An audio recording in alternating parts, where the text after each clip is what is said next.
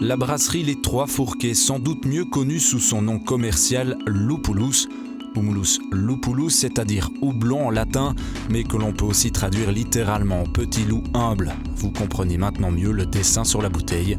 Lupulus est un véritable ovni dans le monde belge de la bière. Imaginez qu'en quelques années, 9 ans tout au plus, l'aventure a pris une telle ampleur qu'une magnifique brasserie ultra moderne est aujourd'hui sortie du néant, juste derrière la bâtisse historique où le premier brassin a été mis au point.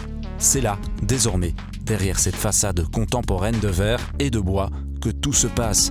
On y brasse le divin nectar, on y embouteille les milliers d'hectolitres, on y stocke les précieuses bouteilles. Cette brasserie se visite aussi, les demandes ne cessant d'affluer pour avoir la chance de découvrir l'une des salles d'embouteillage les plus modernes du pays. Et si le slogan ne mentait tout simplement pas ?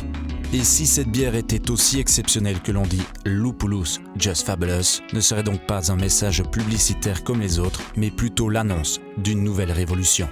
Lupulus, c'est un goût, un succès, pas une xième bière locale, mais bien une vraie révélation qui ne cesse d'accumuler les récompenses. Lupulus, c'est en outre une deuxième réussite pour son créateur, Pierre Gaubron.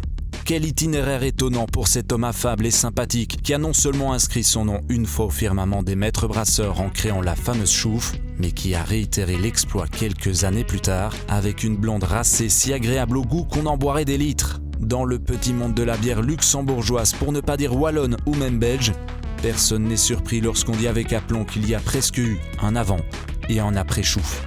À tel point que la plupart des brasseurs actuels s'inspirent de ce modèle quand ils ne revendiquent carrément pas être nés dans cette mouvance. Cette réussite a donc inspiré un tas de gens, et notamment les fils de Pierre, Julien et Tim, qui se sont investis aux côtés de leur père, tout aussi épris que le paternel par les effluves de houblon. Ensemble, ils vivent donc pas à pas cette aventure exceptionnelle, une aventure qui prend tellement d'ampleur qu'elle pourrait presque les dépasser s'ils n'avaient pas les pieds sur terre. En 2016, ils ne sont plus seulement 3 ou même 4 ou 5 dans l'histoire, ils sont à présent 15 à défendre les produits maison, la blonde bien sûr, mais aussi la brune, l'opéra, l'hibernatus, la bio. On vous le disait, le succès se cache derrière chaque nouveau brassin. Aussi affairé qu'hier, mais un peu plus serein quand même, Pierre Gaubron semble vraiment avoir du génie. Celui du goût, celui de la bière.